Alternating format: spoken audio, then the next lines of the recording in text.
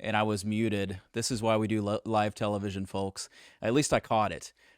Welcome back. It's been a while. I'm rusty, as you can tell. I have a new system, but I'm figuring it out. And this is the Digital Orthodontist Live, as you can tell. This is the only live podcast in orthodontics, and that's why, because, stuff goes weird when it's live. Tonight, I'm bringing you part one of an exciting two-part debate on the pros and cons of corporate orthodontics. Tonight's going to feature the perspective of a private practice orthodontist, Dr. Neal Kravitz, who will join me in just a few seconds. He's back there on the backstage area. I can see him smiling. And then we're going to film part two, which is the corporate orthodontic perspective with Jamie Reynolds in a couple weeks. As a disclaimer, my goal is not to pump up corporate orthodontics. It's not also to tear it down. To be clear, I own my own orthodontic private practice. I have no goal or plans to join an OSO. And tonight's podcast has not been supported or initiated by a corporate orthodontic group. So why are we doing this? Well, that's a good question. I think that's a fair question. We're doing this because I like to cover topics that our profession often avoids. Tonight is a conversation. We are seeking truth, and we are not the world's experts on this topic, to say the least, but we're going to do our best to be fair and balanced and honest with some difficult questions along the way. And our opinions are just that, opinions. And we don't intend them to be taken as personal attacks. Ultimately, we just hope that our conversation sparks conversation among you and maybe helps answer some questions that you have. So, my guest tonight does not need an introduction, but we're going to give him one anyway. So let me bring him on. This is Dr. Neal Kravitz. Neal, how are you doing? I'm doing great. Doing great. Awesome. Seriously, thank you for being here. So here's your introduction. Tell me if this is right or wrong. He is the editor-in-chief of the JCO, the Journal of Clinical Orthodontics. He's a faculty member at the Harvard School of Dental Medicine. He's one of the busiest lecturers in orthodontics, and he's the owner of Kravitz Orthodontics. How did I mess up your last name? With 2 locations in Northern Virginia. Dr. Neal Kravitz. Yes. Yes. Here comes the applause. There we go. Yeah. Took me a little while to get to the applause button. Again, I'm rusty here. Oh, and it played it again. This is why you test stuff. All right. So as I mentioned tonight, Neal and I are going to discuss the pros and cons of corporate orthodontics. We're going to look at specifically, is corporate ortho good for our profession? Is the future of corporate ortho bright, or is it bleak? How will corporate ortho affect the future of private practice orthodontics? And then we're going to look at several, and I'm talking, we got like 20 questions tonight, so we're going to be on it. We're going to look at several specific doctor-submitted questions about OSOs. But first, I want to thank the audience who's out there. It looks like we've got somewhere around 70 right now, and I trust that that'll build as we go on. Thank you for tuning in. I know it's been a while since I've done this. I think it's actually been since last May. Please don't tell anyone on me there. But I want to encourage you, and this is important, I think, especially with a topic like this, to remain respectful and professional in the chat. We've never had, there's never been nudes in our chat, nothing like that. There's never been forward expletives, but you never know. So you have to tell people, don't do that. Seriously, we're better than that. So I do want you, though, to comment. I want you to ask questions. We have a new feature where I can share comments, but due to privacy concerns with Meta, it won't show who asked it. So don't misuse that ability.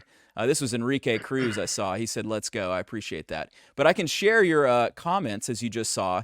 So share away, and then we'll comment, and we'll speak through that. Our sponsor tonight is Neon Canvas. Yeah, I co-founded that. So if you're looking for digital marketing, more new patients, let us know. But let's jump into this thing. Neal, let's jump in with kind of a little bit of an intro question. And I think it's always good when we're talking about a topic. I think corporate orthodontics is something that we all think we understand, but I think it's always a little more complex, let's say. And so I want to ask you, tell me what corporate orthodontics, again, is a non-expert, but as an orthodontist, let's be honest, that knows a lot, that talks a lot to a lot of people, that's, a student of orthodontics, let's say. Tell me maybe how it's different from DSOs, and then maybe what kind of support OSOs offer. Sure. I think defining these terms are actually harder than you might think. We're working on a paper on this for the JCO, and even coming up with basic definitions is challenging because, in many ways, orthodontists who own multiple satellites could, in many ways, be considered a corporation. But when we think about corporate orthodontics, when we think about dental service organizations and orthodontic service organizations and corporations, we're talking about a consolidation of offices to alleviate administrative duties. And now, even though all OSOs do not use private equity, when we consider corporate orthodontics, we're really talking about the involvement of Wall Street in orthodontic offices. And I think that's kind of where corporations are. And a DSO would be a dental service organization or a corporation that's primarily dental focused, though those DSOs can hire orthodontists and specialists. That was my experience. And I'll talk about the challenges of that type of employment. And then an OSO would be one that's specified just for orthodontics. Yeah, no, I think that answers it really well. I have one comment I want to respond to. It's Mike DePascal or DePascali. I don't know how to. It's the thing about Facebook is I don't know how to pronounce anyone's name, but he said that mug is wild, and I do have to give a shout out. This is my old faithful mug. This is the donut juice mug. Anyway, sorry that this is already off the rails. Neal's like, I thought we were doing something serious here. No, I'm just kidding. So yeah, I want to share a couple slides too that I think will kind of help to set the stage, as it were, and then we'll get into the more difficult questions. This is actually from Benson Koppel and Associates, who I think a really great source of information and a trusted source of information. Shannon Patterson, she's the one that's responsible for this data, and these are her slides. But I just thought it was kind of interesting because when we talk about like how big are OSOs, where are they big, and also one of the things we'll come tonight is how are they perceived by residents? Because Neal, I don't know how long it was for you since you went to residency, but it's been 11 years for me. You don't have to answer, but it's been a while, right? So things have changed. I was not familiar at all with corporate orthodontics other than when people talk about OCA, which we'll talk about here in a second. But as you can see right here, the most popular states are the ones there in that kind of burnt orange color, Texas and Colorado. And how good is my geography, But then it kind of goes down, and there's some of the states that you might expect, like not a lot of corporate orthodontics taking place in Hawaii and Alaska, unfortunately, and Maine and so on. But so there's that, and that's DSOs, I should say. By specialty affiliation, this may be interesting to you, but in the DSO world, orthodontics is actually the most represented specialty.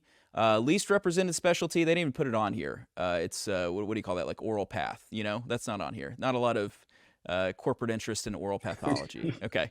But no, prosthodontics. A lot of oral and maxillofacial, a lot of GP, endo, what you would expect, pediatrics, but orthodontics is number one. This is interesting, and this I think fits because I went to dental school, when did I graduate? 2010, I guess, and 13 from orthodontics. It looks like that is more than doubled in terms of dental school seniors who plan to join a DSO practice from 12% in 2015 all the way up to 30% just in 5 years. It probably has even gone up since then. Gen Z, what generation are you? Are you Gen X? Yeah, yeah, we're the latchkey generation, right? Yeah. I'm sort of a millennial who pretends to be something else on occasion. But what you'll see here is that effectively an increasing number of the younger generation plan to go into DSO or OSO affiliated practice. Now, what's also interesting, though, is that there's still a high percentage that plan to, as you see, that 40% find an associate position on a private practice, which is kind of the perspective that we're bringing tonight. But there's a good 30% there who plan to go into OSO, DSO world. And there's still that crazy, 4% who want to start their own practice like me, and the 6% that want to buy an established practice, and somehow 0% want to join a pediatric or group practice. Go figure. Here's an interesting one, and then we'll move on from the slides back into some questions, but I do think this kind of helps to look at the norms here. But how orthodontic residents feel about private equity purchasing existing orthodontic practices in the industry. Only 14% think it's good or would say that it's good. 41% say they're disappointed, and then 45%, so a total of, roughly 85%, 86%, say it's a good option for my first job, but I still plan on owning my own private practice one day. So I think that would say that, and it's funny, it lands at, you mentioned even like the 85% that are in private practice. I think that that holds. I think that probably 85% still view orthodontics as a profession by which you end up as a private practitioner and so on. And I think this is my last one, just to kind of, bring this home, is DSOs, there's a lot of turnover. Okay, so the associate turnover rate, this is in DSOs, not just OSOs, but is a little less than 18 months, for whatever that's worth. Okay, so, take statistics for what they are. I just thought it would kind of help get us started down that road. And I think now it's time to move into some more difficult questions, if you're ready. Okay. Yeah, All look, right. I'm ready. Go Fire ahead. away. Yeah. Yeah. Yeah. All No, right. So I think. go ahead. Go ahead. No, I you think. go ahead.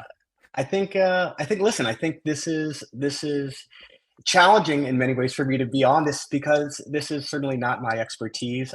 But I think it's important for residents and young doctors to hear maybe the perspective of the doctor in private practice because I think just from feel that over the last few years, the doctor in private practice, even if they do make up the majority, sure doesn't feel like it. And Mm. I think in many ways, one of the goals that I'd like to try to do is to share the upside about working in private practice. I hope that Yeah. comes across. Yeah. Yeah, and I think that's a goal. And just so you guys know, like this was supposed to be a two-person debate, and if when I say I had scheduling conflicts, we had scheduling conflicts. It's just hard to get two people sometimes on the same thing. And I think there would have been some pluses and minuses to that. I think where Neal and I are maybe a little concerned is just that it will feel like an outright criticism or like we're trying to beat up or that's really not it. It's just Yeah. a conversation that just hasn't happened. And to be honest, the conversations around corporate orthodontics have largely been people in corporate orthodontics, so it's like if 85% or so of our profession is private practitioners, I think it's fair to have that conversation and just know we aren't trying to be personal. I've already made one disclaimer. What's two? So let's jump into Yeah. this. Yeah. The second question Perfect. is, I think anytime the topic of corporate ortho comes up, if and when it came up in my residency, it was not long before someone brought up Gasper Lazara, brought up Orthodontic Centers of America, OCA, and so on. If you're not familiar with that, go look it up. But the narrative that I hear today, which I think makes sense, is that, well, today's groups are different. They're very different than the ones that failed in the 80s and 90s, and they're going to be successful and so on. Do you think that that's true? It's tough, right? I mean, depends who you ask because, right, Lazara started that in '85, and then you have, Apple Orthodontics. Lazara was really the beginning of corporate orthodontics, and then, 10, 11 years later in '96 with Rick Workman and Heartland Dental Care doing it with dental offices. And depending who you talk about, they say this is exactly what they experienced. Because when I was a resident, OSAs were very big. And many of the state laws now that we have that really define and limit what corporate dentistry can be for that state were based on lawsuits against OSA. So it is hard to tell if corporations will follow the same path that OSAs did and dissolve. But my gut feeling, and I know we'll get probably into this later, is that percentage of 15% to 20% will be pretty consistent. And we've seen that in dentistry and everywhere. I think it's going to be hard for corporations to surpass that. I don't think you're going to see a landscape where it'll be 50% corporate orthodontics. So, do I think corporations will outlast or last longer than OSAs? I think so. I think so. But I don't know if they'll continue to grow at the rate that they're growing. Yeah, I think that's right. And I think we'll see the general dental world be a very different story.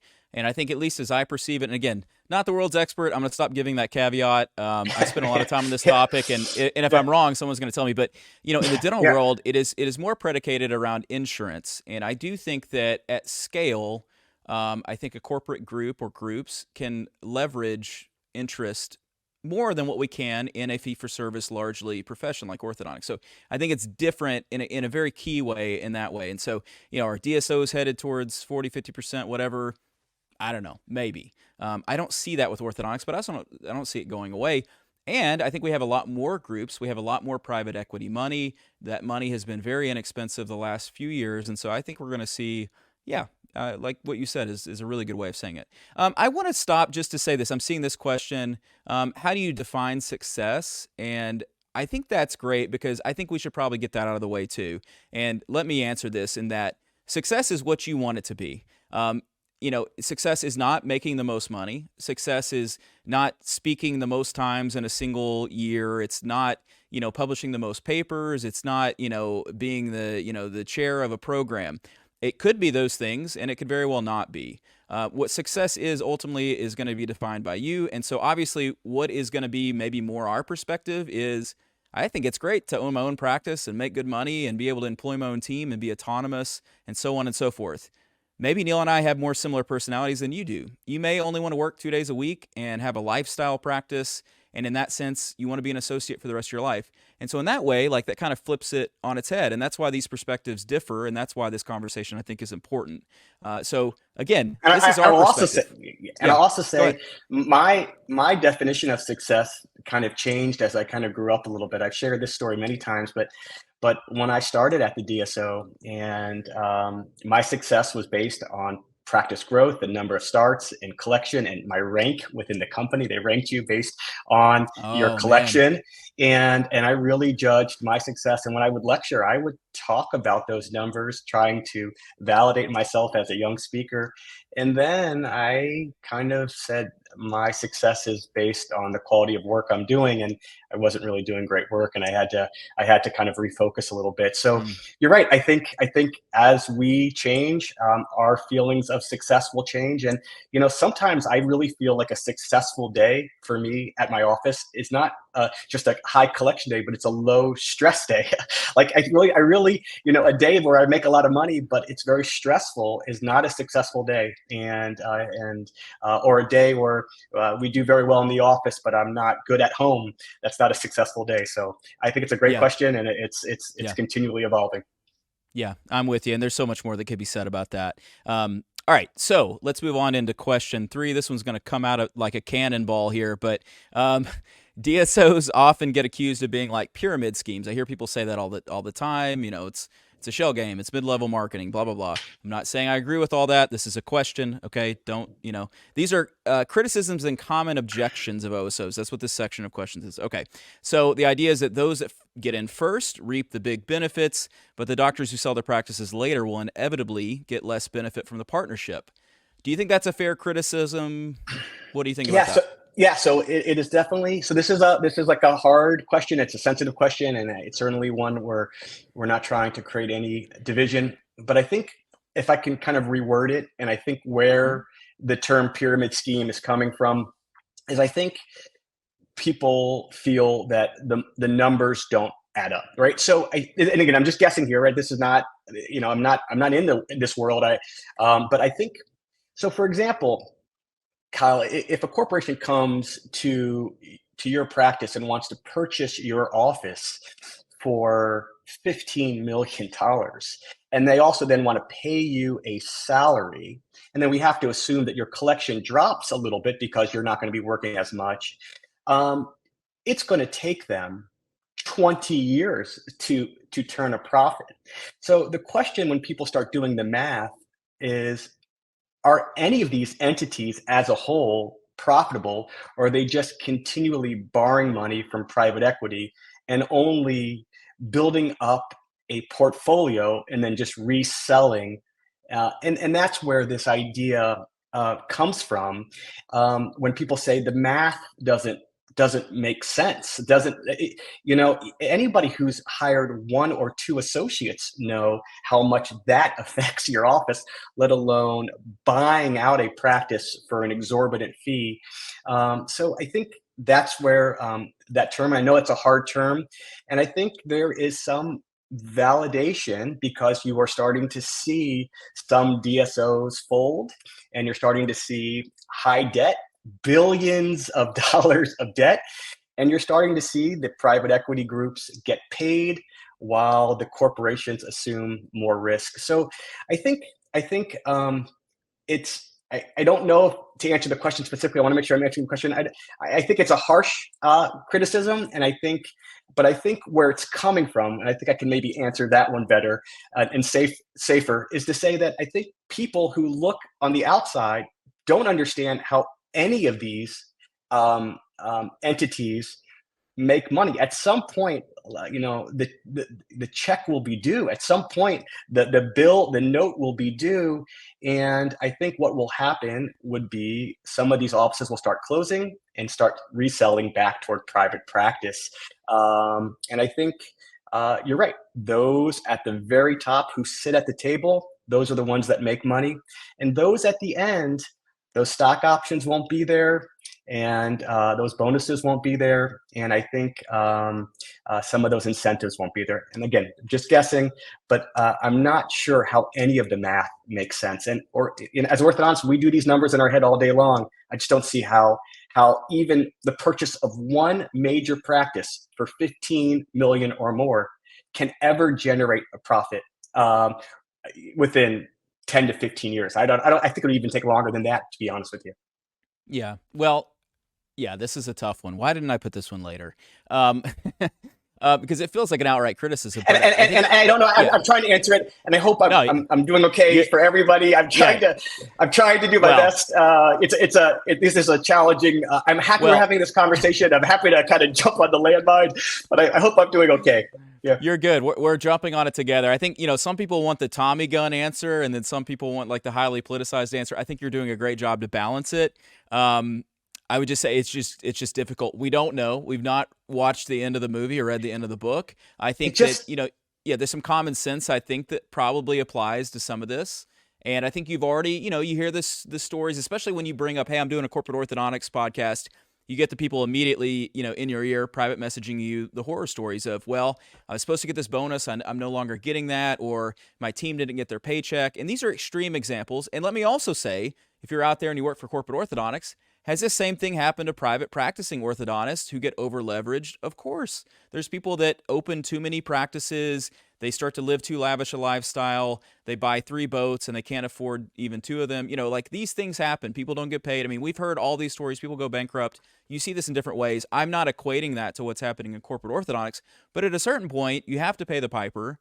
It's going to happen. And so I think, given high interest rate, I think also given that, the highest kind of high water mark for corporate orthodontic sales was like 2022, and coming right out of COVID, 2020, 2021, orthodontics was on fire.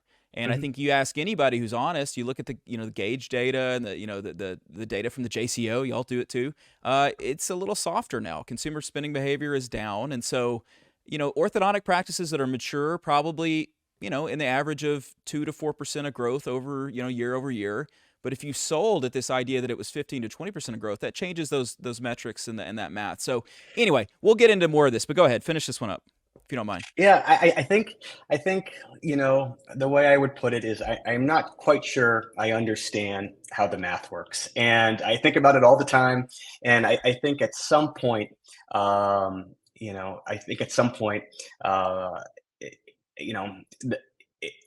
at some point, people will have to start collecting. And what we'll start to see, in my experience, when I worked at the DSO, when I worked at Heartland, it was not uncommon for them to close 20 or 30 offices in a year if those became non-profitable offices.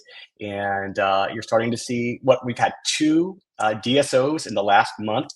One restructure, and then another one fired their CEO. So I mean, there are some clear cracks in the wall. Yeah. All right. Well, let's move on to this. And again, subjective question. And I should say some of these have been sourced from other people that have curiosity questions. But you started your career, as you alluded to, in a DSO, and you've no doubt had lots of conversations like I have with doctors and team members who've both worked in corporate orthodontics and corporate dental. And again, they're not all created equally, let's say, but there's similarities. In your experience, would you say that work satisfaction by the doctor and staff improve, stay the same, or decrease after selling their practice to a corporation? Yeah, so let me just, because there's 2 parts to this that I really want to answer. Come on. Certainly I this is going to be my best guess just from talking to colleagues, and just also kind of having second consults come into my practice. I thoroughly, even though I don't recommend working at a DSO, and I'd love to make sure we have time to cover that for the young doctors who are here. If there is, sometimes you just have to work where you can. I was coming from an out-of-state residency, and it was hard to find employment. And I really love the doctor who hired me. And I when his smaller corporation sold to a larger corporation, I liked the experience a little bit less. But here's what I will tell you. Does the satisfaction of the doctor improve? I don't know if I don't think it improves, but I don't. I think from my experience, they think they're going to be working less, and they are working much more because, from what I've been told, many of their staff leave because of one of the ways the corporations recuperate expense is by decreasing staff salaries. So many of the staff leave. I think many doctors will tell you, I've experienced this, that when a corporation purchases a practice, a lot of those staff start looking for work, and they're looking around. So a lot of staff leave. So a lot of times these doctors, even though they may be working less days per month, uh, are working very hard, busy days. So I think the money helps, and but I don't think their job is any easier. The model that a corporation will tell you is that we'll handle the administrative duties, and as Heartland would say, their tagline, "You go ahead and be the doctor again." But that was not my experience. If you work at a DSO, you are still going to have all of the duties of a doctor in private practice. And if you think you can just tell a patient, just talk to my regional manager every time I have a problem, that office will be on the wrong side of Yelp. And those that do not treat a corporate office like a private practice immediately get affected on Yelp. And you can just see it happening because that doctor is not there to stomp the fire when it happens. And does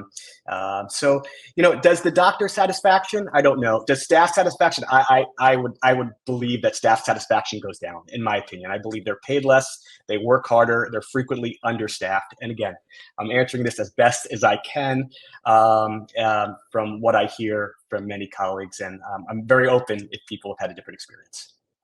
Yeah, I mean, I would say this. I think I've heard every variation of the answer you could give to this. I think the hard thing with this conversation is when you are incentivized based on the success of your organization to say that it's good, what do you expect? And I think you just have to say that. I mean, that's just sort of the reality of the situation. I have no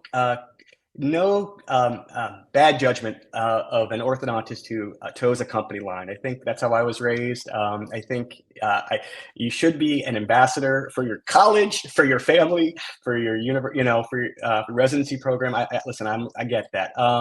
But I hope in many ways this conversation, though it's challenging to give, maybe just gives a different perspective, and one that I hope comes from the heart.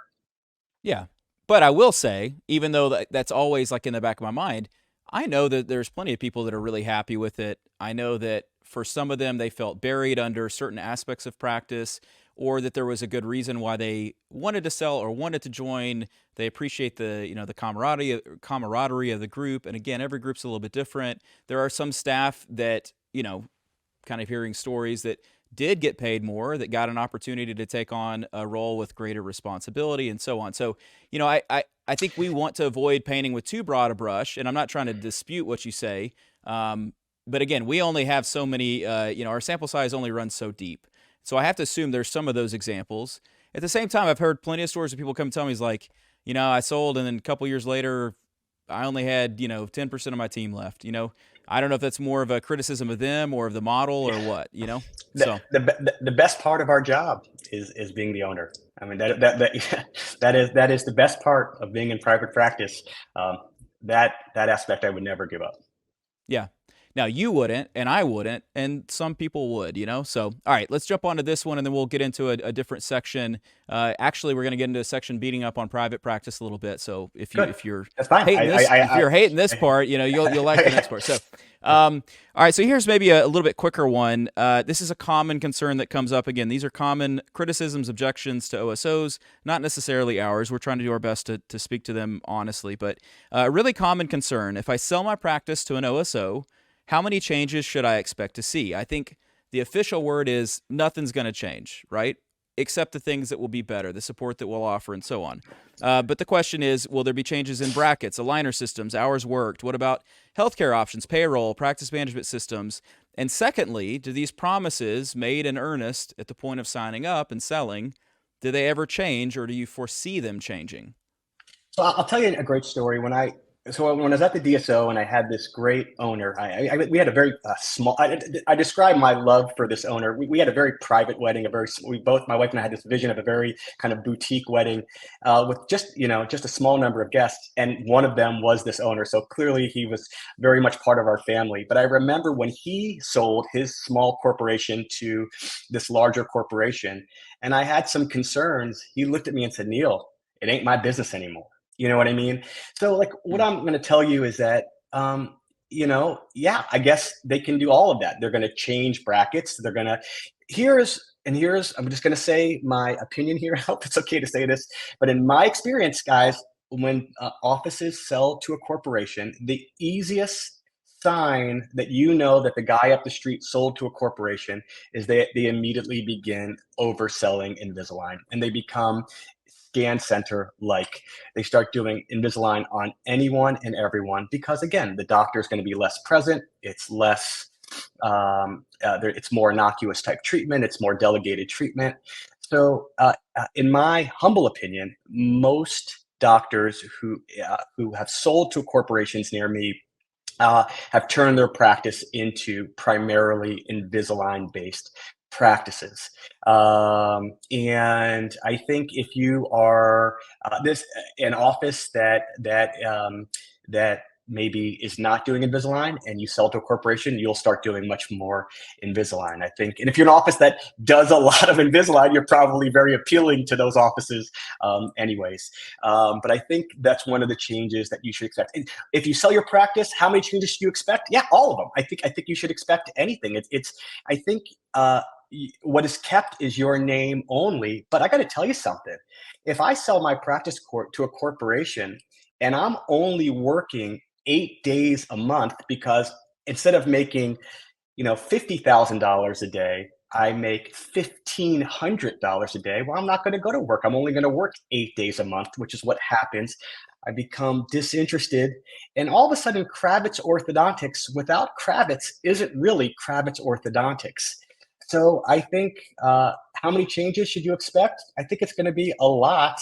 And I think the patients notice it too. And they'll notice it the moment they get that first bill with the corporate's name on the statement. So I think you should be open to all and every change that could be coming. Yeah. And this is where it would be nice, as a debate goes, like to have someone with a different perspective. Because I do know other people that are in corporate that would, I'm sure, vociferously say that's not true. That's not been my experience. And not to be, Yeah, no doubt. Yeah, semantics based, but they'd say, well, I don't do any Invisalign. I do yeah. Spark, or. So I think you mean generally clear aligner treatment. I understand what you're saying. I don't know that that's always true. I think of, I'm just going to call out a name. Sorry to this person, but Stuart Frost, David Doesn't do Sarver, any. Yeah, yeah, yeah. They don't do. yeah. Yeah, So they don't do anything. they Yeah, probably do some, but not a yeah. significant amount. I know for a fact David Sarver is mostly braces. Okay, sorry, David, for using your name, but so it's not always true, but there is that potential. I think we all know on some level that at least in certain DSO realms that has been true. That we know that they've leveraged for better pricing on Invisalign, and I've seen that happen in my community. So again, I don't know that that's like a truism in the sense that it's Well, absolutely true, but I'm not saying it in a terms of a critique. You understand that hand in glove fit between corporate orthodontics and Invisalign based treatment.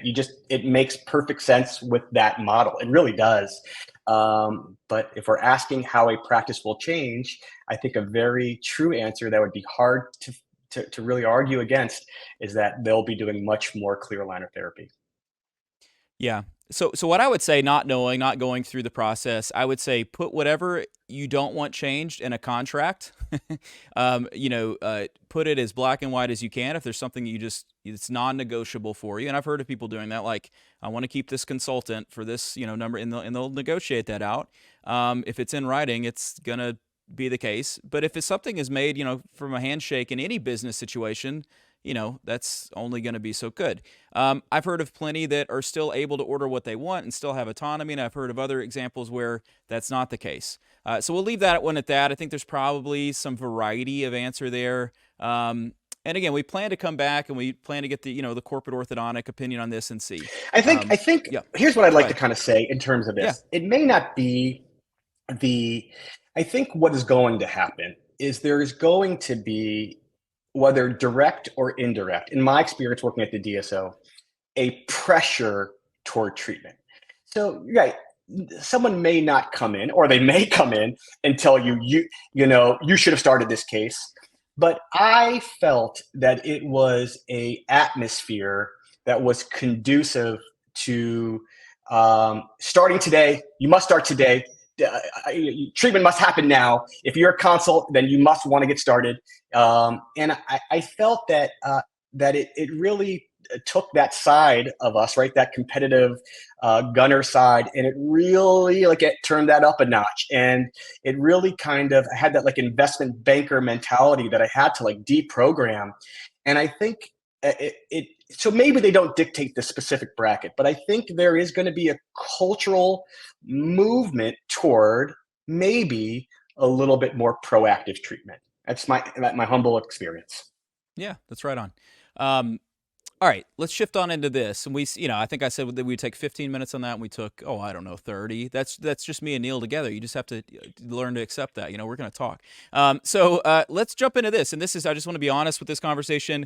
I said, to be fair, private practice orthodontics isn't all rainbows and unicorns. And so if I'm on the corporate orthodontic side and I'm listening to two private practice guys talk and, be not self-deprecating, but, deprecate corporate orthodontics, I'm thinking, oh, yeah, well, what about X, Y, and Z? Well, let's talk about some of those. One of the most common things that I've heard people say is joining corporate orthodontics, it allowed me to give these great benefits to my team, which I'm going to be honest, when I hear that, it's what was stopping you before? But let's look at this from this perspective.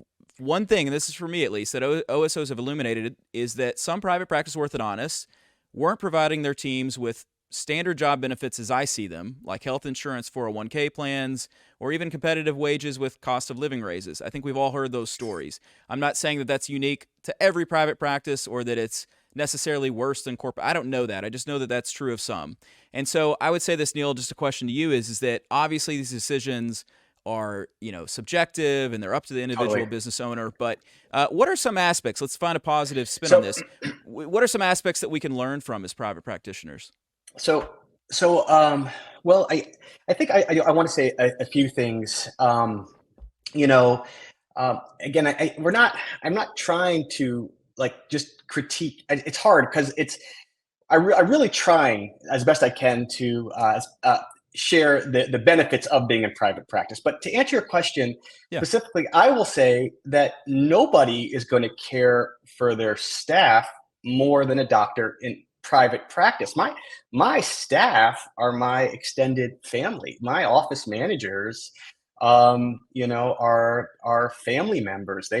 My team has been with me for almost 17 years. The majority of them, the office managers, the people who run my practice, they almost make six-figure salaries. People do 401k. We have the best insurance, the insurance that I have for my family. Whatever they want and need, we do.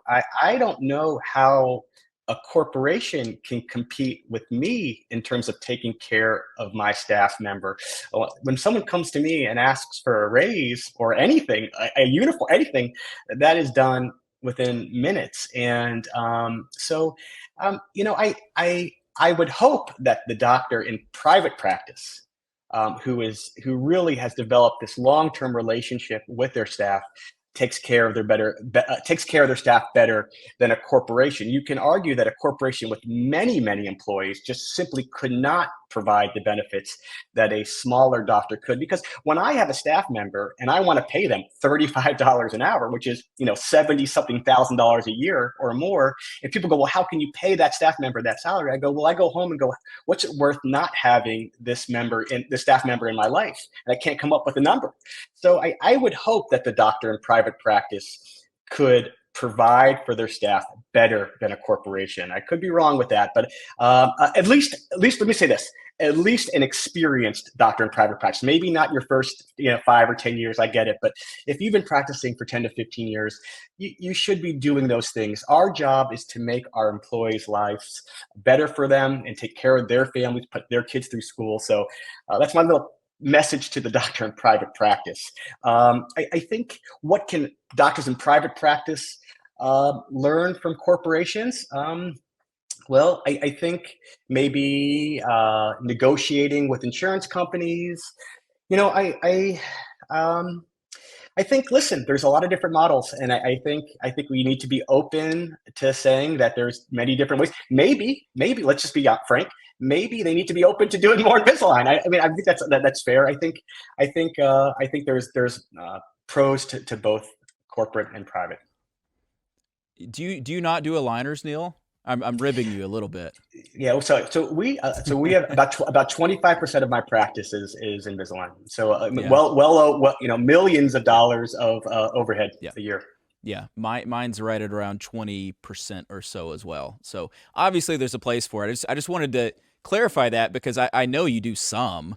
And I would say to this question, I don't know that this is like a great question in the sense that I don't know I've not stepped in all, 8,000 private practices, let's say. I just hear this come up a lot. It's like, well, I've been able to offer my staff, better benefits. They're happier, yada, yada. It's like, well, what's keeping you from doing this? So I would just say this, and we don't need to say anything more about this topic, but if you're not offering health insurance to your team, if you're not offering like 401k and some of these other benefits, look into it. It's not that difficult. Find a financial expert. They will be happy to set that up for you in your office. Okay. All right. So let's jump into this. This is another one about private practice orthodontics. Coming into orthodontics, I didn't buy a practice. I started one from scratch. Terrible financial idea, by the way, but it worked out. I've always heard that a fair sale price for practice would be about 100% of last year's collections, give or take, right? OSOs, DSOs have been paying multiples of 5 to 9 times of EBITDA, which has like become this big buzzword. I never heard the acronym EBITDA until, I don't know, 7 years ago, and now it's all I hear. Or you could equate that to something like maybe 2 to 3 times of collections. It's a massive difference, right? And we've talked about this.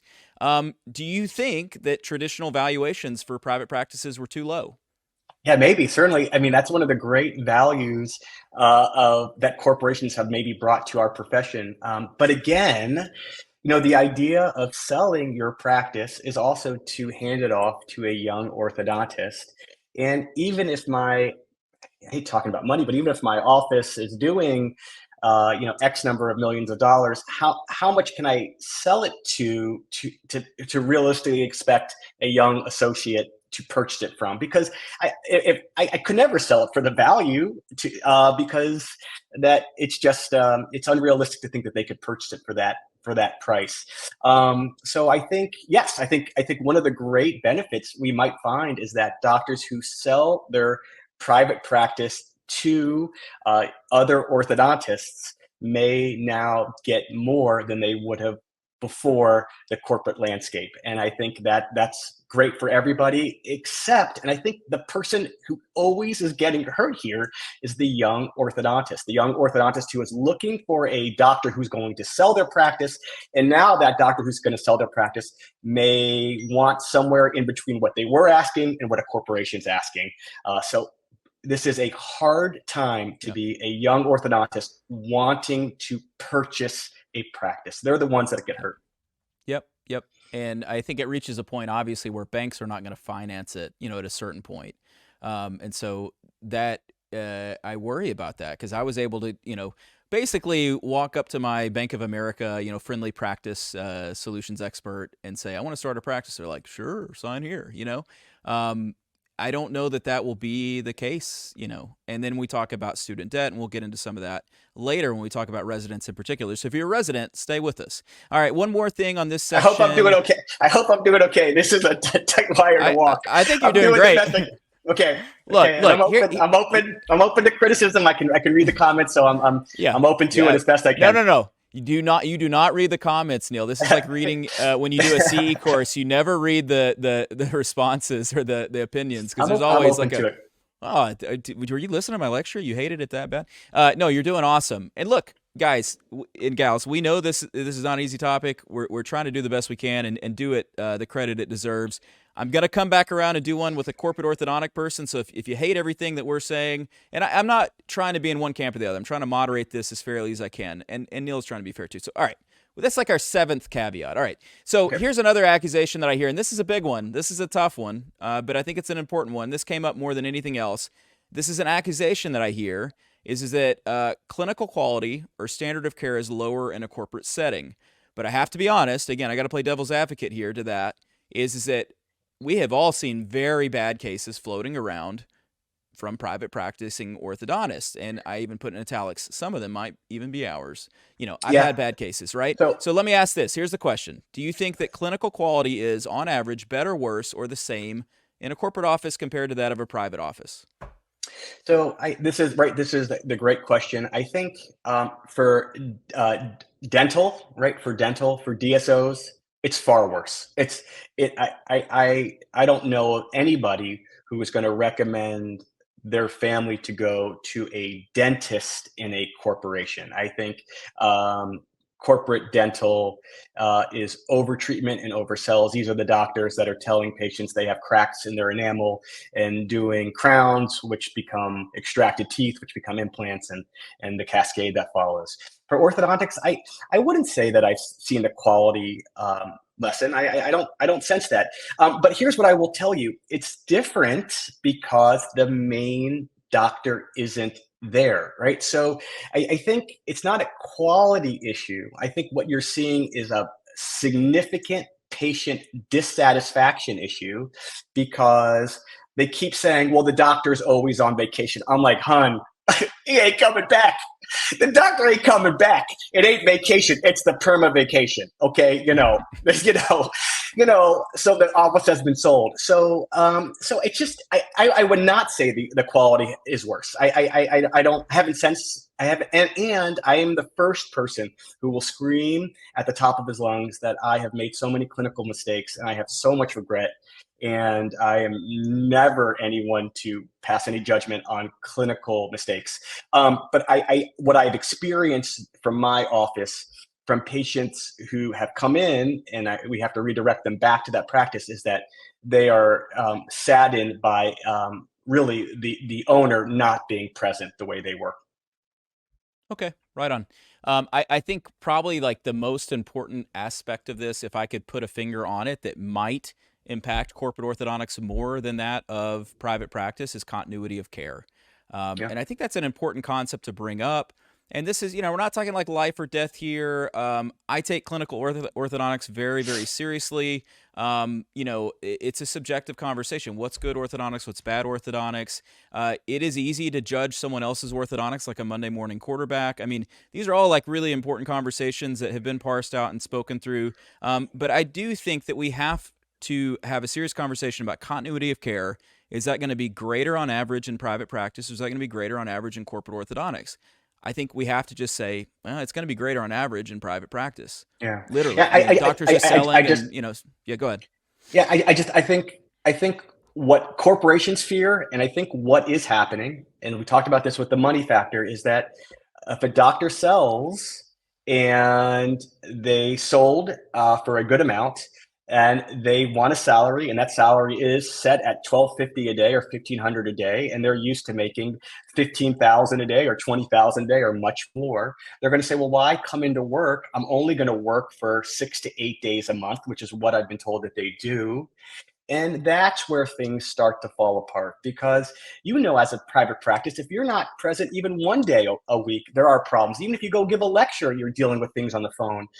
Imagine only being present for a short period of time. And I think the biggest concern with corporations is the owner becomes disengaged. And some will say that does not happen. That absolutely happens. The owner is out. I actually think they don't only become disengaged in their practice. I think they become disengaged in their profession. I really do, and that's okay, rightfully so. They've sold their company, and I think they can spend time with family and do the things that maybe they haven't been able to. So I'm not critiquing that, but I do think that is happening. I think that is very apparent in the Facebook groups when I've seen people who are very active on Facebook, which is only representative of so much. And people come in and out of social media, but upon selling, sometimes they sort of disappear.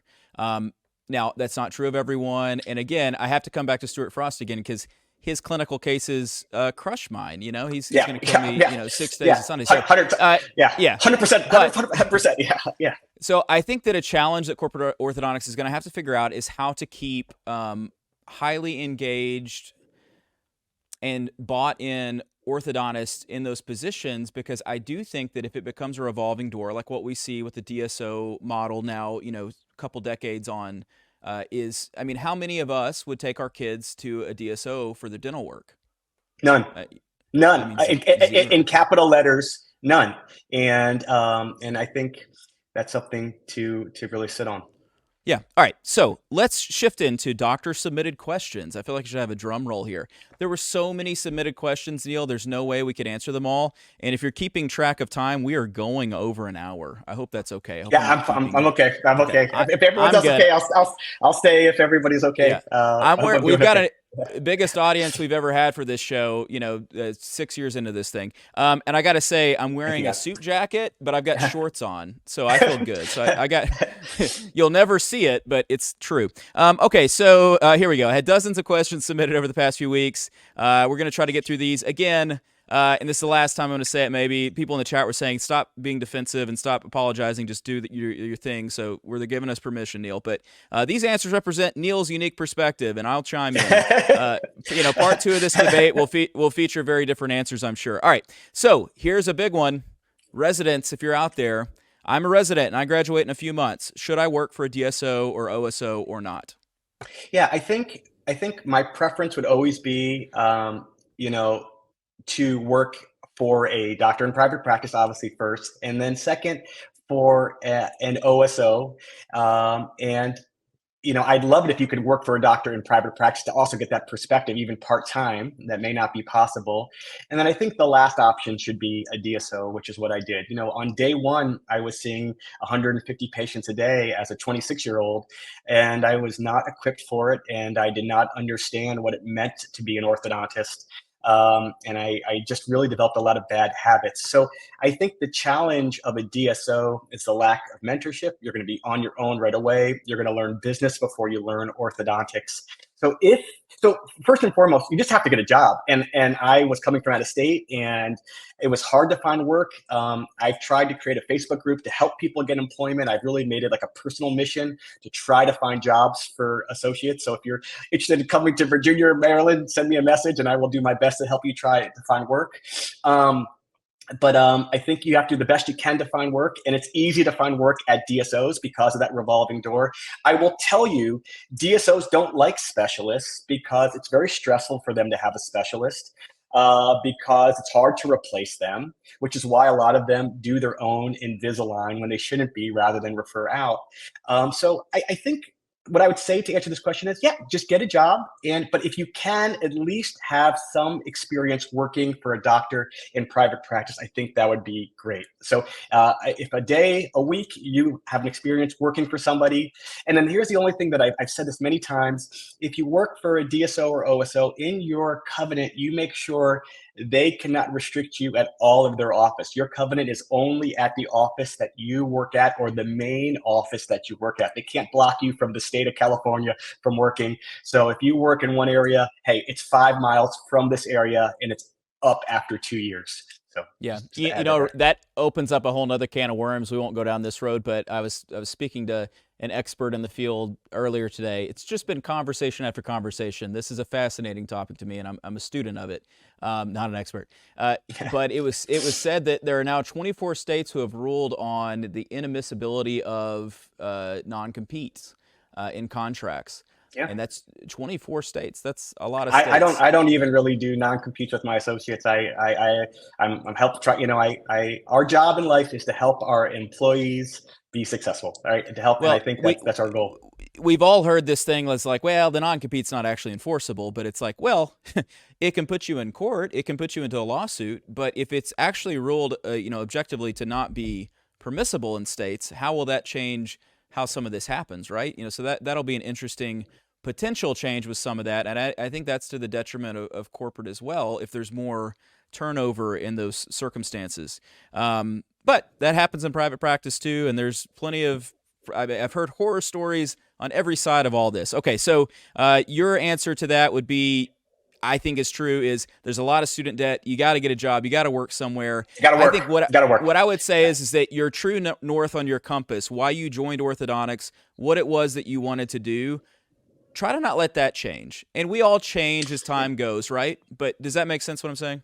Yeah, I guess what I would say is you're going to Yeah. make much more money working at a DSO and maybe a little bit less working at an OSO, and then even less working as an associate for a doctor in private practice. But you will learn so much more working for a doctor in private practice. And if I could do my whole career over again, I literally tell patients this in the consultation room. I look them in the face and say, if I could do my entire career over again, I would redo my first 10 years. Someone told me this great line, and I hope I'm not Mm. misquoting, that Dr. McNamara would say that you know you're a good orthodontist after 5 years of work. Well, I was not a good orthodontist, and I wasn't. And I made a lot of money, but I wasn't a great orthodontist. And I think if I could do things over again, I would at least part time have worked for somebody in private practice. Yeah, fair enough. Okay, let's jump on. We got so many more questions to come.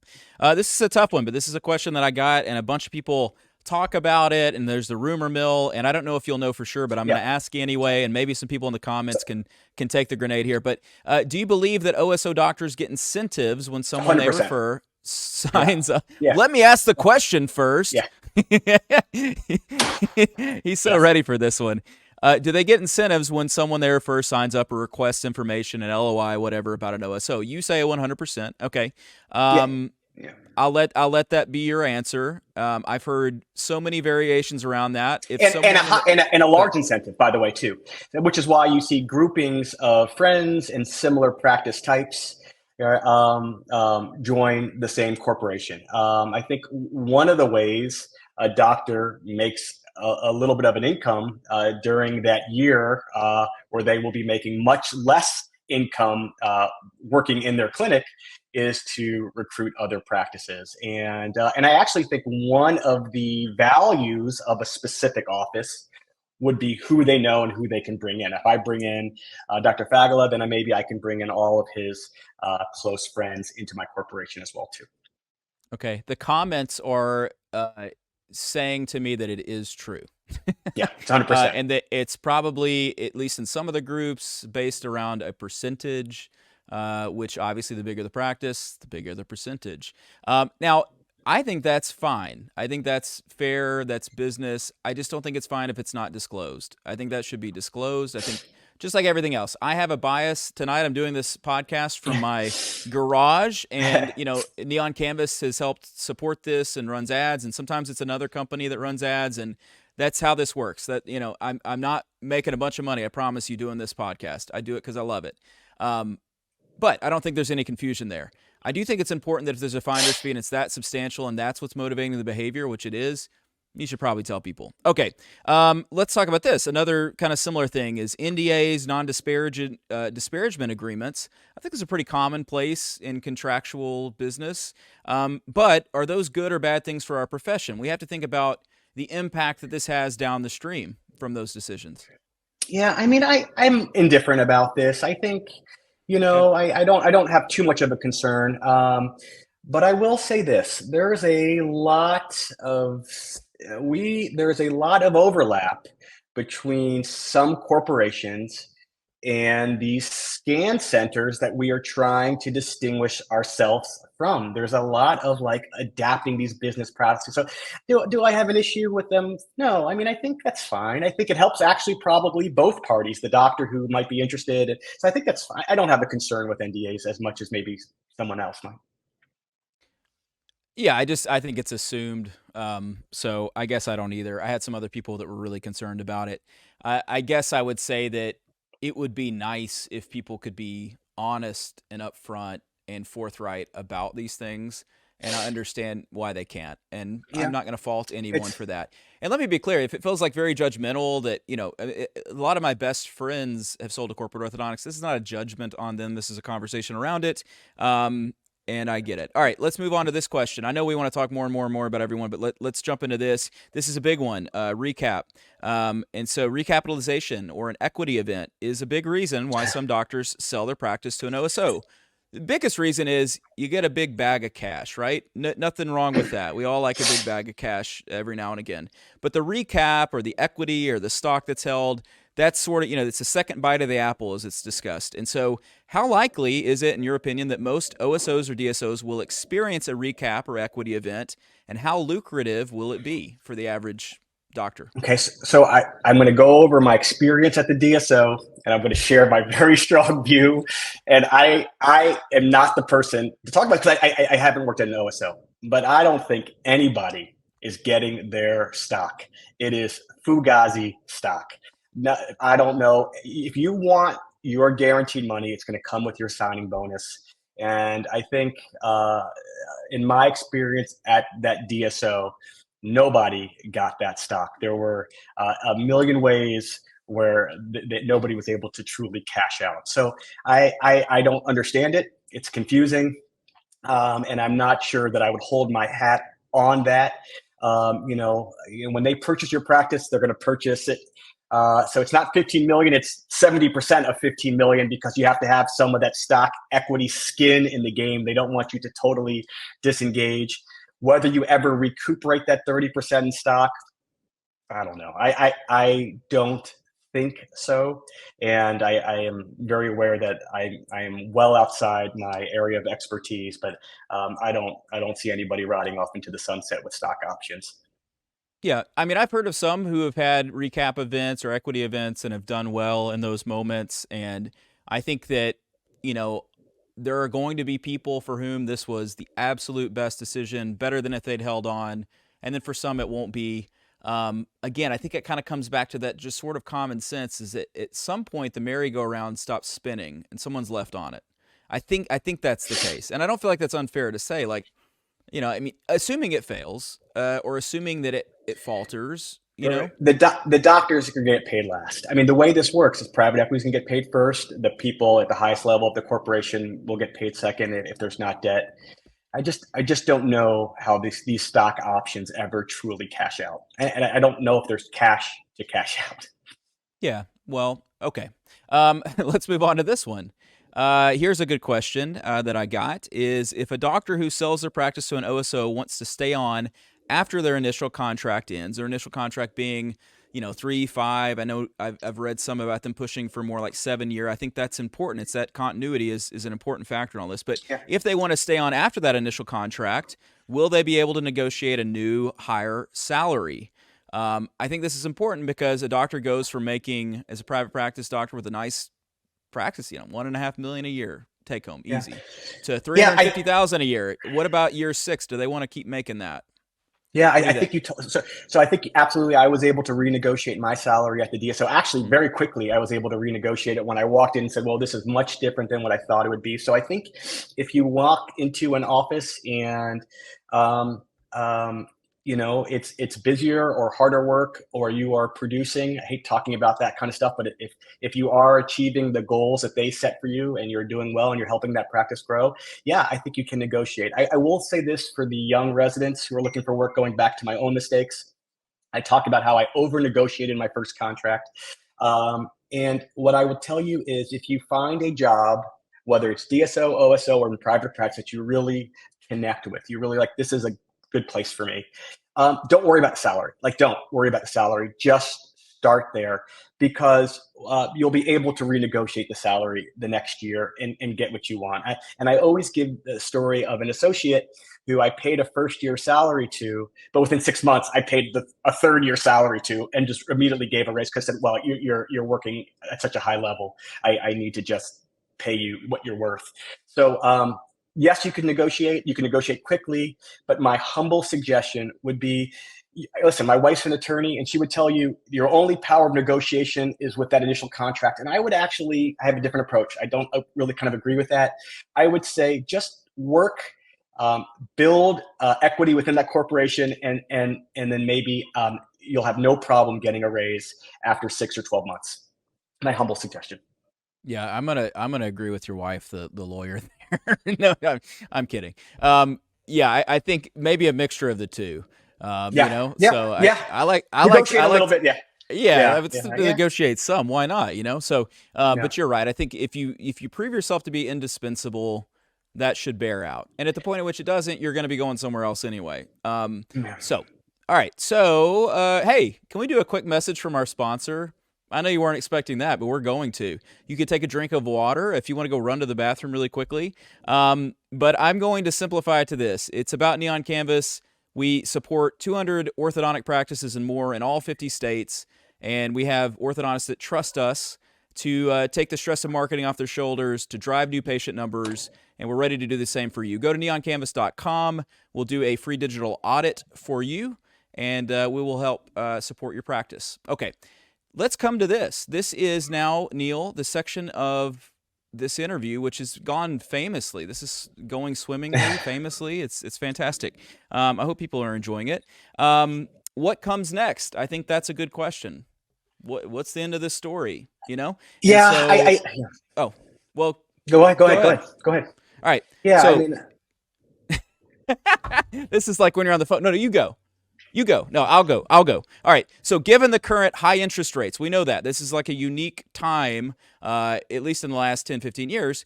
It does seem probable, like just to get serious for a second, that some orthodontic groups might struggle to stay afloat. We've seen some hints of that, and I don't want to name specific names if that's okay with you.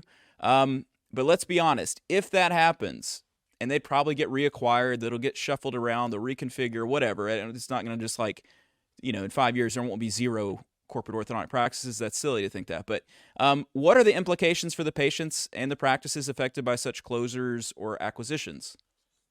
yeah. So in our area, this has definitely happened. Smaller corporations, but corporations have private practices sold to corporations, and then after a few years, these corporations went under, and they sold back to private practice. So it's very interesting to see what has kind of happened. So we've experienced it, at least in our area, and we're in we're in the most affluent area in Loudoun County. So it can happen anywhere. And I think we should expect to see, offices starting to close and resold back into private practice. I think that's expected. Yeah. And probably gobbled up by other OSOs or Oh, DSOs. yeah. And I don't know if you know the answer. And if you don't, just say, I don't know. At the point of that happening, does your contract change? Does it have to be renegotiated? What do you think? Do you know? Yeah, I just don't know. Yeah. I would assume the contract's terminated, but I don't know. I don't know. Yeah. I think that's the case. I mean, I have, some good close friends that during the time of COVID, their contract was changed, and that wasn't even at the point of a sale. It was just, hey, we're changing this, Yeah. and so then they exited. So I think there's that possibility. Again, that these are anecdotal examples, but yeah. Okay, so maybe interest rates will come down. We don't know. Okay, so let's shift on into this one. This was the most common question, or at least the most common analogy people gave was, how do we make sure that orthodontics doesn't end up like pharmacy or medicine? My brother's a pharmacist. And in those situations, you could say that decisions are made by businessmen or hospital administrators and not by doctors. And customer service is often an afterthought. Let's just be honest. If I go to the doctor, if I go to the pharmacist, it is not the same experience as when I go to the orthodontist, at least as I see it. So here's my question. It's a long question. How do the doctors involved in leadership at OSOs make sure that their organizations are making decisions that are in the best interest of their patients, team members, and orthodontists? Well, so a couple things. So I don't think it's all bad. I don't think corporations are all bad. I mean, it's not, that's not how I feel at all. I actually think, so I talked to you about this before, Kyle. I think every area needs Walmart, right?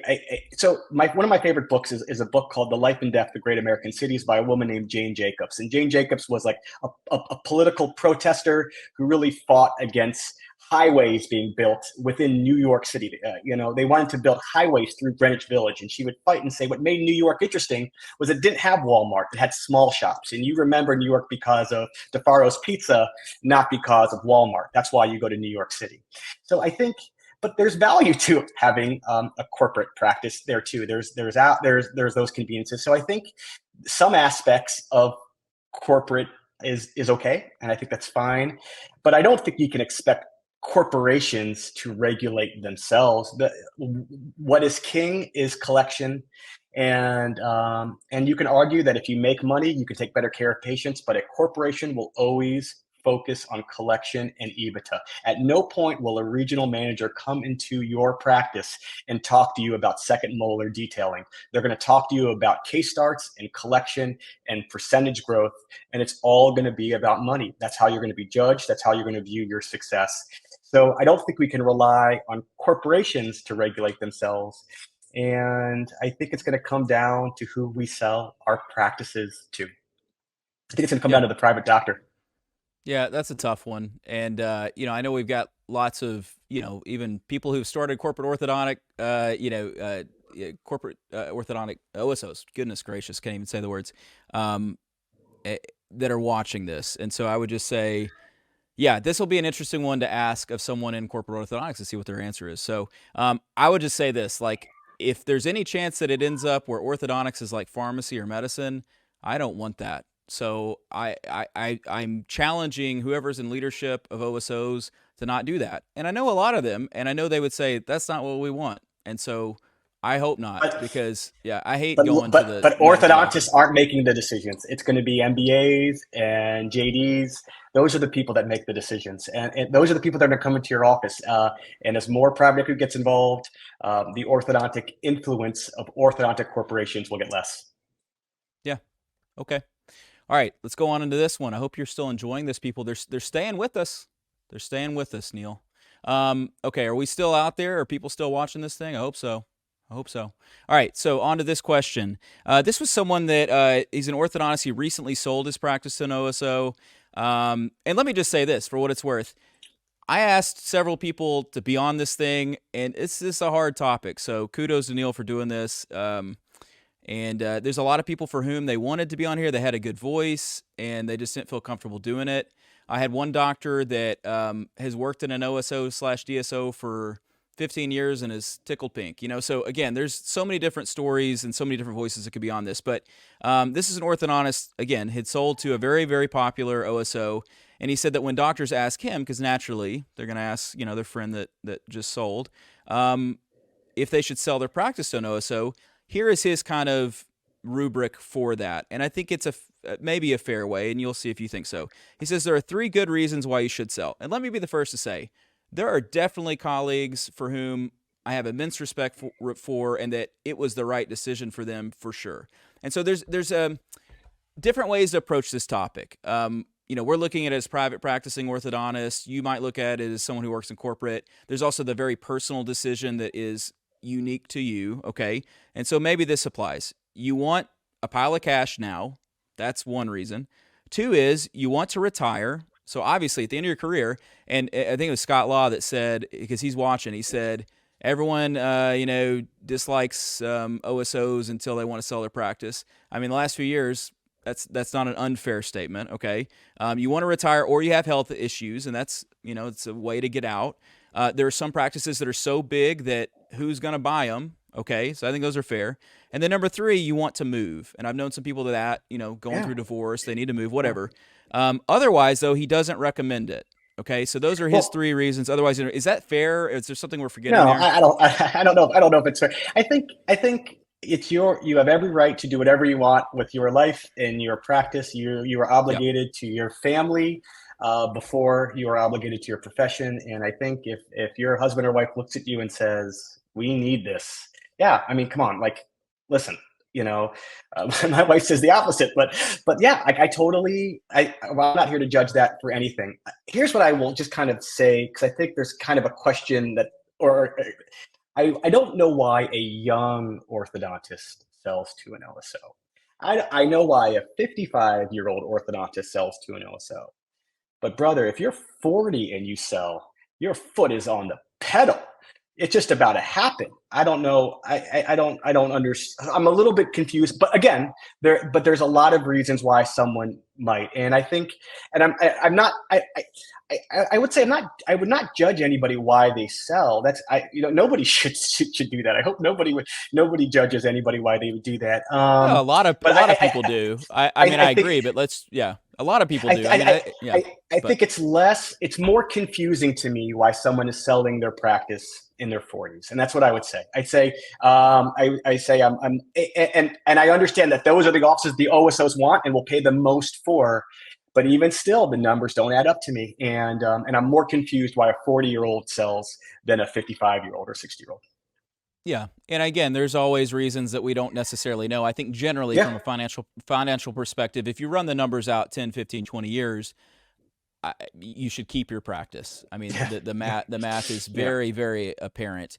I think that there was probably some element of like a gold rush. I think among some people, my contemporaries, some of them got really incredible deals that I don't think will yeah, exist in the future. And so, yeah. there's a lot of things that kind of go into this conversation. But I guess at this moment speaking to residents just to say that, if you can end up in a place where you own your practice or you partner in a practice, it is a really great situation, and you will not regret being in Yeah. that situation. The goal should not be to open your practice and sell it at 45. That should not be the goal. And I think that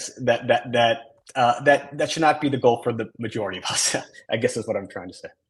Yeah, someone said FOMO. Again, I don't know who these people are, but All right, this is great. I think this is going really well. Okay, let's get on into question 16. We have just a few left, and then we'll wrap up.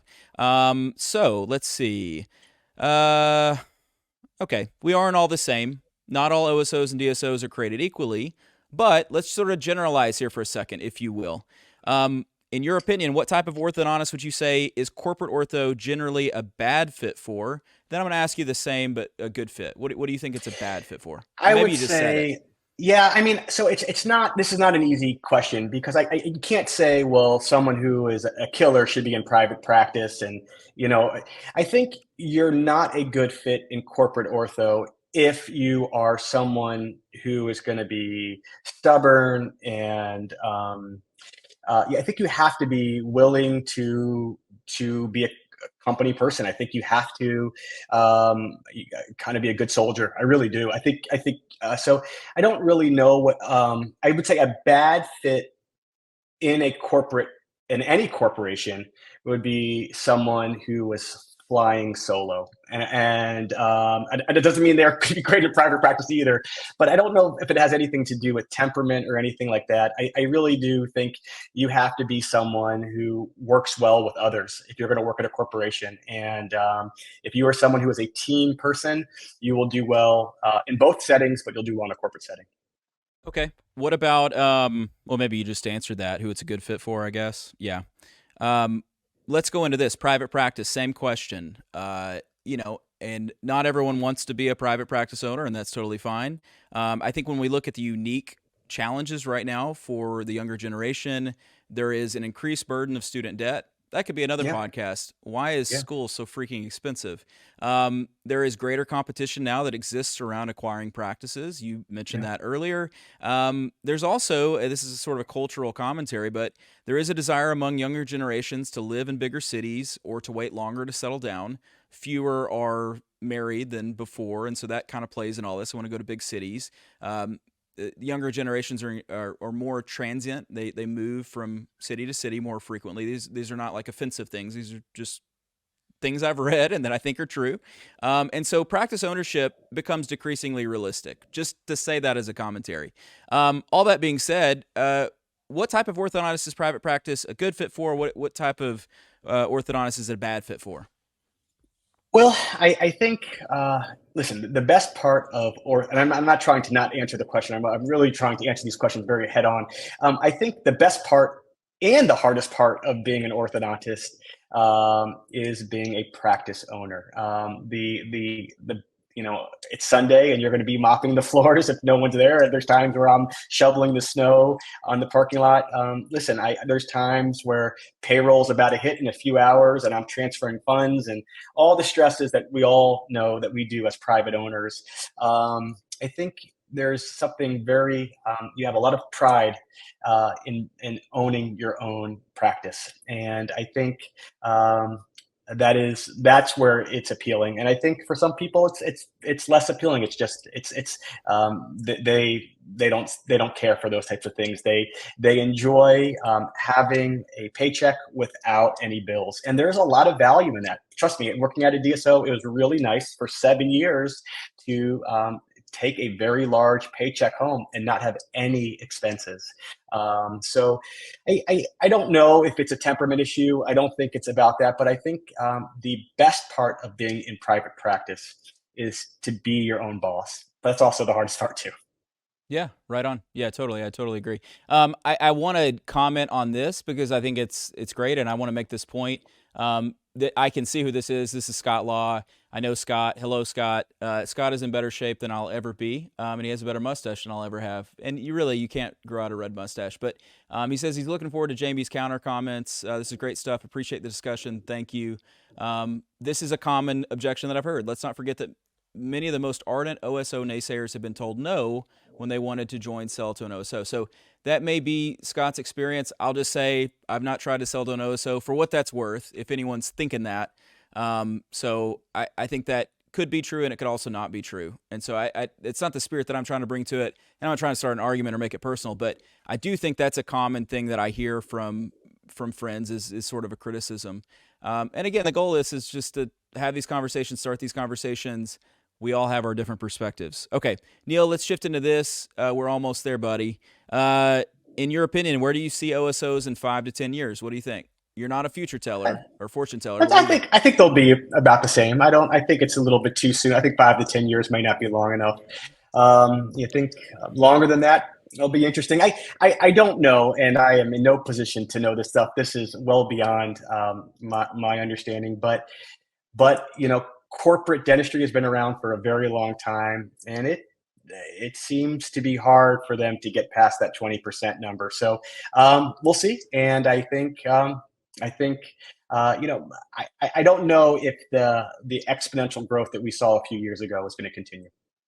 So you're not prepared to say, like, with all scan centers will close or all bird scooters will be eradicated? I don't think all corporations will close. I do think all scan centers will close, but no. I think corporations are here. They're here to stay, and I think they're going to fit a market share. Yeah, I think that's a sensible answer. And like you said, it remains to be seen. What do we know? All right, into one of the last questions. In your opinion, is corporate orthodontics overall good or bad for the profession of orthodontics? Well, I think this question has been brought up many times, and I think, listen, this is a hard question to answer without hurting people. But I think even those who sell their practice know that selling their office benefits them, rightfully so, but it probably overall hurts the model of orthodontics where we have associates purchase a private practice. So is it good or bad for the profession of orthodontics? I mean, that is a question that I can't answer, but I will say that I think it hurts young doctors who want to purchase practices in the future. And what has happened with the growth of corporate orthodontics has been a more challenging landscape for young residents hoping to purchase existing practices. And I think that is bad for orthodontics. Yeah. Okay. We'll leave it at that because that's a tough question. And I guess the only caveat I would add is that, and I've heard this, I had so many conversations on both sides of this whole thing, especially the last couple of weeks. It's how many other decisions do we make where we're so worried about the profession of orthodontics? To which I would say, and I would challenge, well, we should be keeping that as a pretty big part of how we make our decisions. I mean, it wasn't that long ago that we would say Invisalign was bad for orthodontics, and now, listen, clear aligners are going to become a major part of orthodontics. So I mean, that's a good perspective. So I don't know. I just know that it's a harder landscape for new grads. Yeah. I mean, I'll go as far as to say I think I'm more comfortable with the idea on average of an orthodontist running and making those decisions than for potentially a private equity group. I mean, I think that's fair. I think if there's a chance that this ends up like pharmacy or medicine, I have to keep coming back to that. I don't love that. And, when it comes to, can I take my kids to a privately owned dentist, I tend to prefer that. I mean, I think those are things that I can say that are fair. And I don't know that equates to that it's bad for the profession or whatever. I don't know that it's that serious necessarily. And I think a lot of these groups have succeeded and will continue to succeed. But I think that for me is at least a bit of a prevailing win on how I view this, let's say.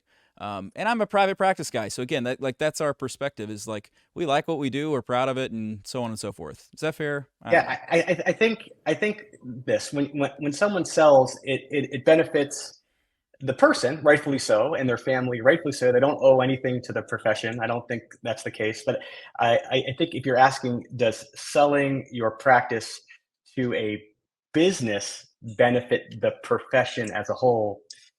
Well, I think most people could answer that. All right, before I go to the last question, I have to call this comment out. Orthodontics as a profession has fallen from the top 10 in U.S. News and World Report rankings to number 73. I'd love to hear why this group thinks this happened. Because it's U.S. News and World Report, and they don't know what they're talking about. Have you seen this article, Neal? No. It's Listen, nobody yeah. loves themselves as much as an orthodontist does. I don't agree with that. That we are. If we're not number one, I don't know what else. Nobody hates their jobs more than attorneys do, and nobody loves their job more than orthodontists do. Well, I commented to someone else who shared that, and there were some jobs on that list that were ranked above us that were crazy. High school football coach was ranked above orthodontist. And look, I love high school football coaches, but give me a break. All right, so here we go. We're getting into the last question. There's a high school football coach out there watching, like, what did I do? You know? All right, so this is something I'm passionate about, and I think there's a chance that this gets missed and all this, and this is why this has been a tough topic. This is why, as originally, it was formulated as having both sides equally represented, and I was going to be the moderator. That had to change. And again, I have to give full credit to Neal for being willing. I mean, he was up and at him. He was like, let's just do it. And we understand that it makes it feel a little bit uneven. Consider this as a pair to the future conversation that will be from the corporate orthodontic perspective. Understand that we understand that. We accept, Neal's willing to go first here and have this conversation first. So again, all the kudos in the world to him. But ultimately, I want everyone to get this. I am passionate about keeping the profession of orthodontics together. I think that's very, very important. Regardless of what you think, regardless of if you think it's good or bad for the profession, or whether you're in corporate ortho and you're in private practice, I'm good friends with so many people in corporate ortho, and I want to make sure that as a profession, we don't become pharmacy and medicine. And if pharmacists and medical doctors out there, what do we do? Well, your profession isn't as good as ours. And I think part of that, to be fair, is staying on the same page as much as we can in the form of the AAO, to be honest. And so I want to harken back to this. 2014, Smile Direct Club was founded. Nearly 10 years after, it finally closed its doors in December. Neal called that. He prognosticated that. When SDC started, that was the time that I best remember in my profession or my career of seeing the profession come together around a single issue. My fear of corporate ortho has always been, and I pulled this straight out of the script I did about 3 or 4 years ago with Scott and Jamie and Anil and Chris Benson. My fear is that corporate ortho will act as a means by which orthodontists see each other more as competitors than as colleagues, and that's borrowing from your book there, Neal, the colleagues and competitors thing. I also fear that it might eventually lead to membership issues for the AAO at a time when a unified front is very important. So here's the question, finally. How do we avoid this dissension and this difference and this spreading apart and splitting apart? And how do we continue working together in a unified way as orthodontists? Yeah, I think it's great. I know we've talked about my two favorite orthodontists. We've talked about Christian Growth and Maz Moshiri, two of my closest friends who both work in corporations. And there is not a lecture that I haven't given where I don't mention both their names and talk about how much I look up to these two doctors. And they are thriving in their corporations, and they are really the epitomis of orthodontics. I really do think that highly of them both. And they're both in two different corporations and doing great. So I think we are more similar. And I think the issue that, in our minds, when we talk about our arch enemy up the street, I think if we took a deep breath, we're pretty similar. We have kids, we're the same age, we have the same struggles. We got to go home and make sure our spouse is happy and our bills are paid and all those stresses that we go through. So I think if we always remember that we have the same stresses and the same challenges and the same headaches, and then I think that will bring us together. I will tell you, you made a great point, and Scott has been great working with the AAO, and I know he's like in daily communication. And it was a concern for me that corporations could take their ball and go home and have their own meetings and they have it, and they've done the opposite. And I think we're very grateful for that. And I think that's the commitment you talked about toward the profession, and that's great. The more of that is great. So I think, listen, we have to resist the tendency that competition, that fight in us that makes us successful, when it starts to become unhealthy, when it starts to become one versus one, we have to kind of back away and say, wait a minute, guys, there's a lot of ways to do this.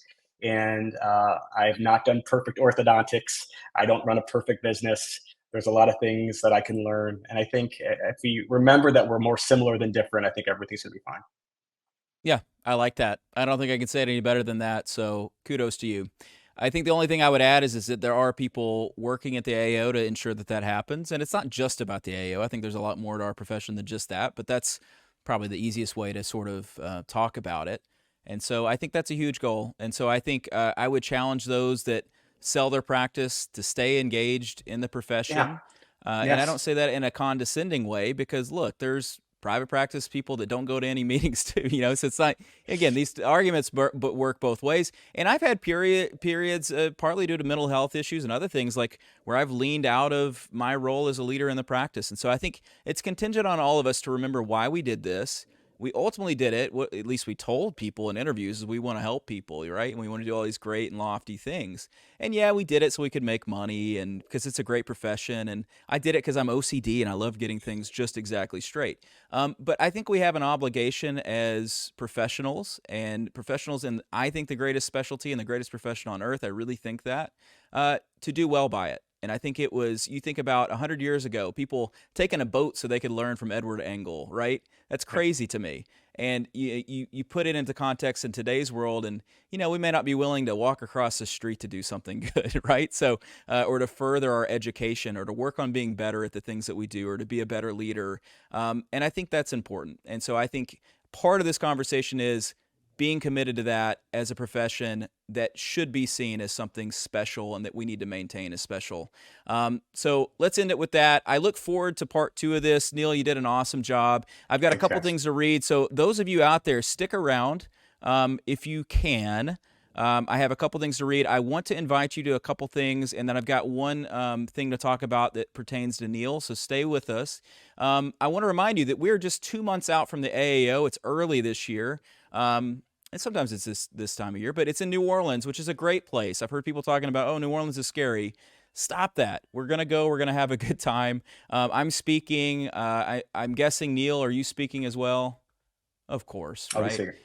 They put us opposite each other last time. That's not fair. But I hope they don't do that again this year. My band Relapse is playing, and we're throwing an enormous party. It's Friday, May the 3rd. It's the night before the AAO begins. It's called Orthomania. Yes, it will have a wrestling theme. Yes, it will be amazing. It is my birthday, literally my 40th birthday that very night. So please plan to be there in New Orleans on Friday.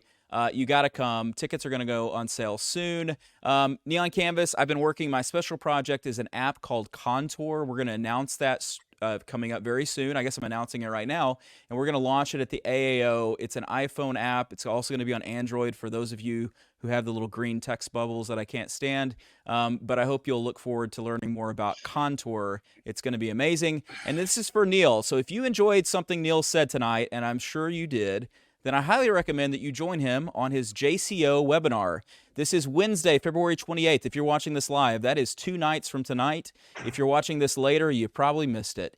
But it's 8 p.m. Eastern Standard Time. It's an AMA, which stands for Ask Me Anything, and that's with Dr. Neal Kravitz. You'll be able to ask him any clinical or orthodontic business-related questions that you so desire. Please don't ask him about corporate orthodontics. He's tired of those questions. He answered all of them tonight. JCO webinars, they are free for subscribers, or they're $100 for non-subscribers. And you can sign up for a subscription for as little as $239 a year. So do the math. Go to a couple of these and you'll make your money back. It's also an excellent subscription. The digital, I get the print version because I'm an old man inside of a young man's body, right? I like the printed off version. And this is my favorite magazine as a resident, for what it's worth. I read it back then and I still read it. And we pass it around the office. But you can subscribe at jco-online.com/subscribe, or just Google it. You're going to get 1 CE credit for an additional $10, and go sign up on their website. for the CE event. It's just 2 nights from tonight. So go to jco-online.com and you can sign up for that. Wednesday, February 28th at 8 p.m. Eastern. All right. I want to thank everyone who's listening to this on Apple Podcasts or wherever podcasts are sold, on YouTube, whatever. Please subscribe. Give us a 5-star review. Leave some nice comments, I hope. I got to be honest, Neal, the comment section was on fire tonight, and I think that's because it was you. So thank you. I did my best. This was a hard. Yeah. I did the best I could. You did awesome. Please, everyone, be kind to Neal. There'll be some people who didn't like it, and, you can't make everyone happy, but I thought you did awesome. It's a tightrope. So thank you, though, for spending your time. You didn't have to spend your Monday night with us, but you did, and I appreciate it. Thanks again to Dr. Neal Kravitz. What a guy. Thanks to Alan, Scott, Kayla, and the TDO team at Neon Canvas.